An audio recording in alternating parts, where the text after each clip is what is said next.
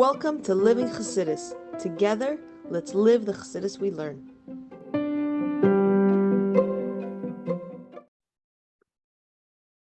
Good morning, everyone, and welcome to Chassidus in the Morning, 15 minutes to change our lives. Aleph, Gimel. Lag Baomer. So we're discussing Lag Baomer and the greatness of Rishon B'Yochai, and this is the perfect preparation for Lag Baomer to really appreciate. Lag Baomer is not just about bonfires and parades, or you could say that what comes out of what we learn is a bonfire and parade. To appreciate the parade, just a quick story.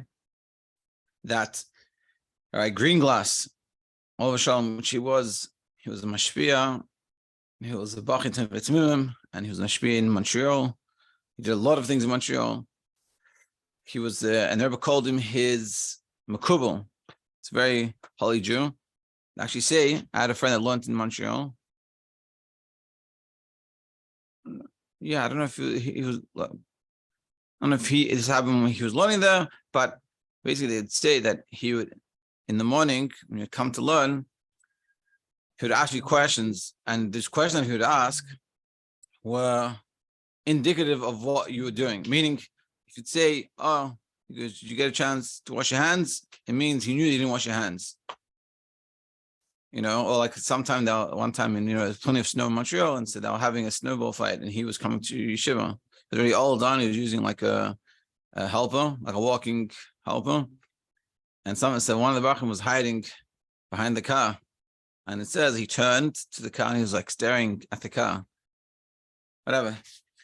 So when it came to Lag Baomer making the parade and the floats, so he was very unhappy in the beginning, and these bachim were taking off from Seder and they're doing all these floats, and he didn't participate. And he wrote to the Rebbe about or something, and the Rebbe said to him, like, Haytach, and how is it possible you're not involved? Like, this is Rabbi Shimon's day. This is the biggest thing. And it says that he would leave yeshiva and he'd go help the bachrim paint and do the parade. Like, he was involved in the mundane stuff, big mashpia of painting and making the floats. So this is how great the day is. But what we're doing now is we're learning what Rosh Hashanah is all about in order to appreciate how great the day is. So we're talking yesterday, it was so great, and no one even recognized how great he was. And that's why Rabbi Kiva said it's enough that that Hashem and I know your greatness. And meaning even it was so great that it couldn't be tefish, you couldn't grasp the greatness in this physical world. Yeah, so then we talked about that in the time of on his yard site in Meron, the Arizal, one of his students, had a custom saying Nachum in regards to the destruction of Beis Hamikdash, basically mourning the destruction of Beis Hamikdash in benching. And when he came to Lag Baomer, he also said it. And the implication is, the Rebbe says, he said it every day. And he came on Lag Baomer, and he came to Meron and by the cave of the Rashbi, and he said it as well. And the Rashbi was not happy about it. And it says it caused him damage for doing this. So now let's understand the story. His explanation is like this. By the Rashbi was such a holy Jew that the destruction of the Beis Hamikdash was not felt by him. He didn't lack. He lived in a life that spiritually felt like the Beis Hamikdash was around. And automatically, and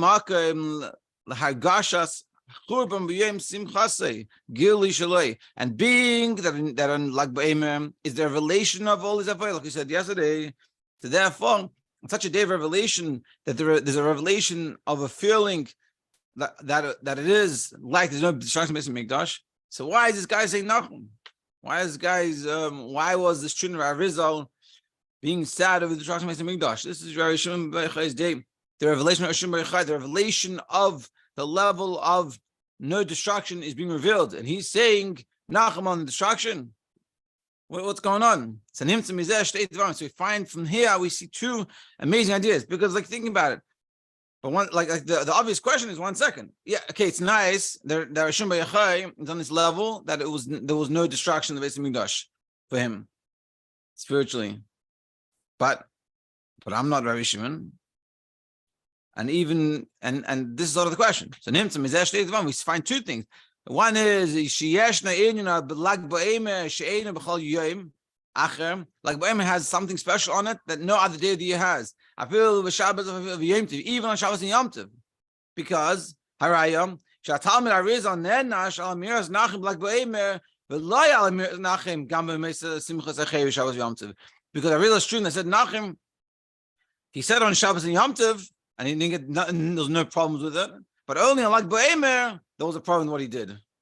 And secondly, the Simcha Ilul Rashbi He L'Chal Yisrael, and this shows us that the Simcha of Lag Baomer is for every single Yid. I feel and even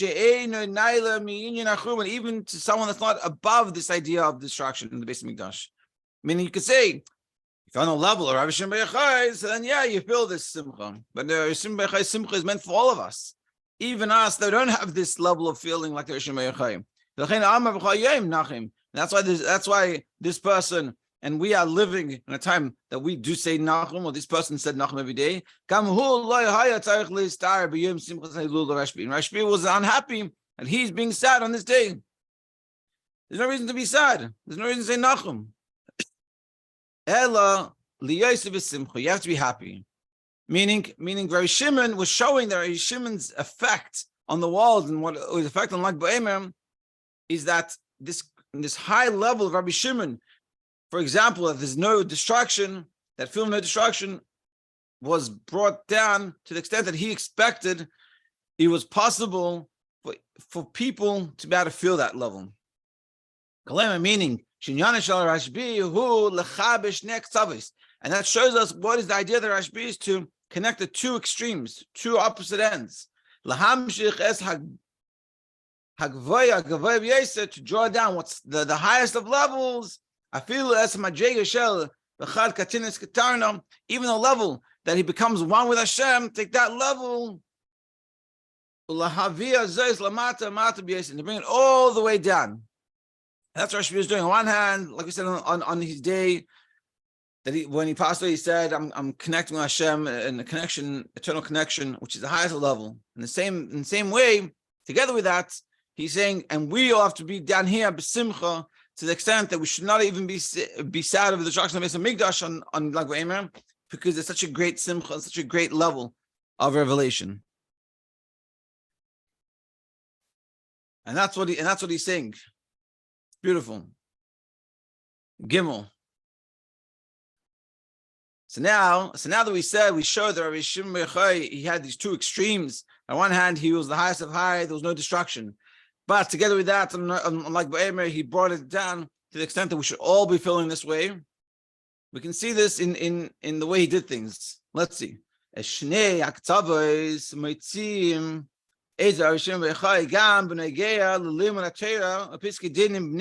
can find this idea of these 2 extremes also in regards to the Nigla, the revealed parts of Torah, and also in regards to his Psak Dinim, the way he paskened. Ne'emar, it says, it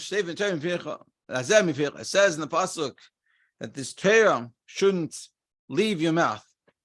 So in the Brisa, there's a machlekes. Rabbi Yishmael Sever Shenad Dvarim Kiksavan.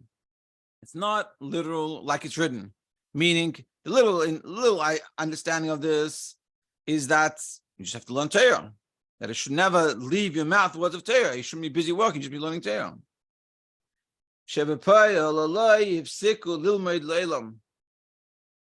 Yeah, they should never stop learning Torah.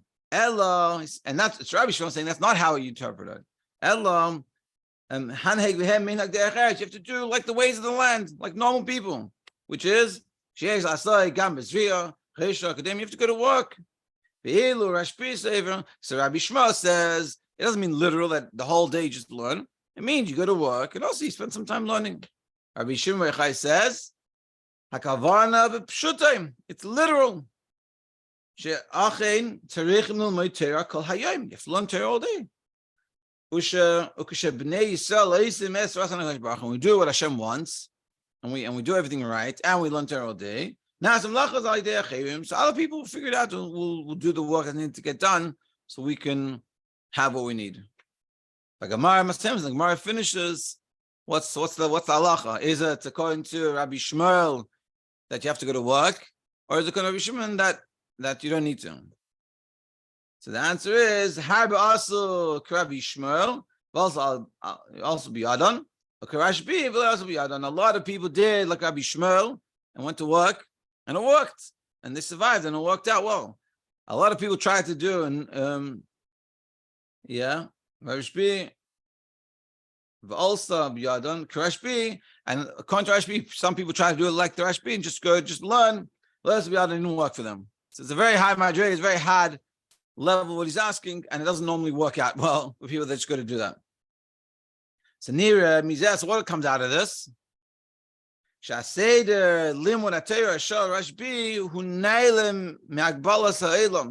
the order of Rashbi's learning is way above nature, it's above the world.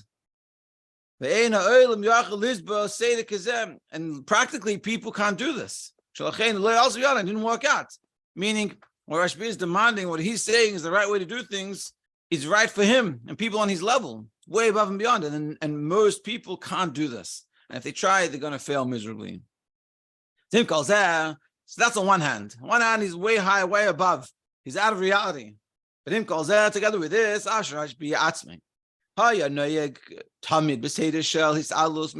even though his whole nature was way above him beyond the world, that his whole life was just Torah, and he didn't have to work.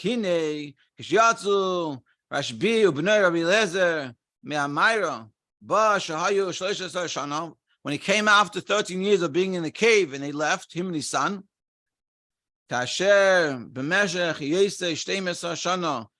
first 12 years that he was in the Maya, in the cave, and specifically the 13th year, it's Allah.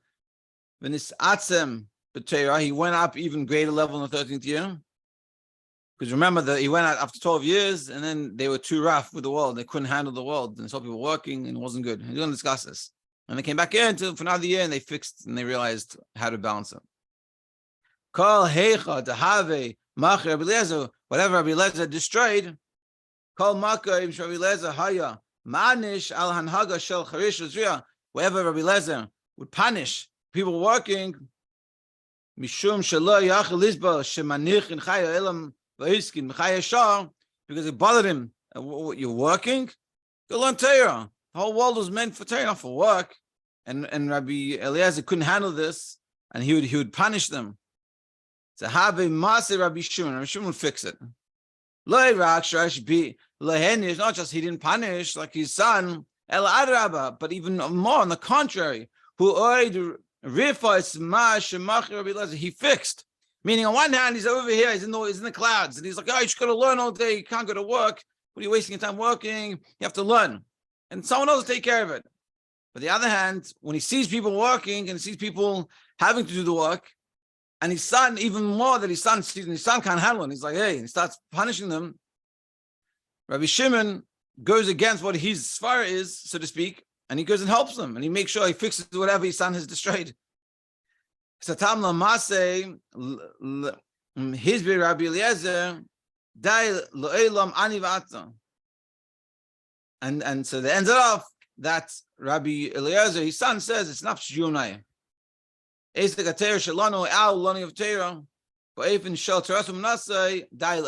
Eliezer realizes this idea of Rabbi Shimon Bar Yochai, because it only applies for us too. We can sit there all day learning Torah and not have to worry about work or anything else, and we'll take care of it. But the rest of the people can't.